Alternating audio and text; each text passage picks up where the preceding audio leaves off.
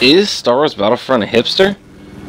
Or is it just basing its fucking current marketing scheme off of sheer facts, data, and common practices and common facts, and just basing it all off of facts and numbers? Facts and numbers. That's a theme. So why I asked this is because there's a couple different points I wanted to touch on that are probably highly motivated by user data research, which is all EA does right now, ever since they've been voted, you know, worst company years and years and years in a row. And so they're trying to give the fans what they want for once. And so why I asked this is because EA's COO, Chief Operating Officer, I had to look that up. I don't even know what the fuck a CAOO, whatever, fuck that shit, but we'll move on. So the reason why I bring this up is he said that the current data points that people don't want to play campaigns in first-person shooter multiplayer games. And he's right along the lines of Battlefield and COD, but that's because they have shitty campaigns. And Titanfall, it's basically because there's not much you can do to a story version of COD and Battlefield. But there's a lot of creative stories you can do for Titanfall. Halo proved it. Halo had an amazing 10 out of 10 multiplayer and a 10 out of 10 campaign because there was a lot of fucking lore that you could work into, because it's so much more interesting because it's sci-fi mixed with, you know, reality-based shit than what fucking COD brings and what Battlefield brings. And it's fucking Star Wars, dude. You're telling me you couldn't fucking come up with some top-notch fucking writers to make an amazing story? But that's besides the point. I know what they're doing. It makes sense, but in the same stance, it's not taking any risks. It's actually the opposite of taking risks.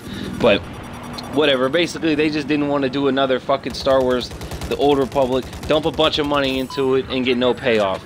So they're playing it safe. They're not being hipsters. Point number 2 I wanted to bring up was the Battle of Jigoku, which is basically just going to be free publicity because it's coming out. It's going to be free DLC, but they're developing it for like 6 to a year ahead of time. 6 months to a year ahead of time before it even comes out. It's not DLC, it's just cut content, okay? That's gonna be used as marketing. Now, since it's free, we can't complain. So fuck, you can't really say anything. It's just not a hipster thing, it's just the Destiny's, hey, let's cut the content, give it to them later, and they'll act like, oh, thanks for supporting the game. No. That's not how it fucking works. This is, all that is marketing. That's 100% marketing.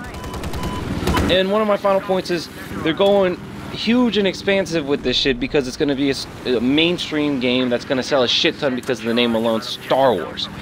And they're bringing in all the squad fighter shit and all the air battles and shit. But that's been tried and true and tested in Battlefield that the fans like it and can engage in it. So, putting that in your mainstream multiplayer game doesn't make you edgy. You're playing it safe. So, as you can see here, I mean, I crashed the helicopter.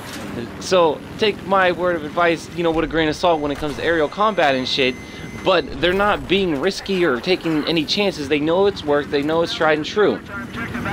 And so, all these little things adding up is just playing it safe. They're not really being hipsters and innovative. They're just taking facts, high statistics, and all that other shit and putting it into their marketing strategy. So in the end, what you need to take away is everything that they may act like is hipster and edgy and shit and controversial is not true based on what the average gamer thinks.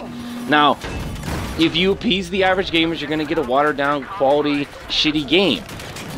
So it's yet to be seen. But Titanfall played it safe with no campaign. What happened? Everybody quit playing it because it was very balanced, but it didn't take any chances.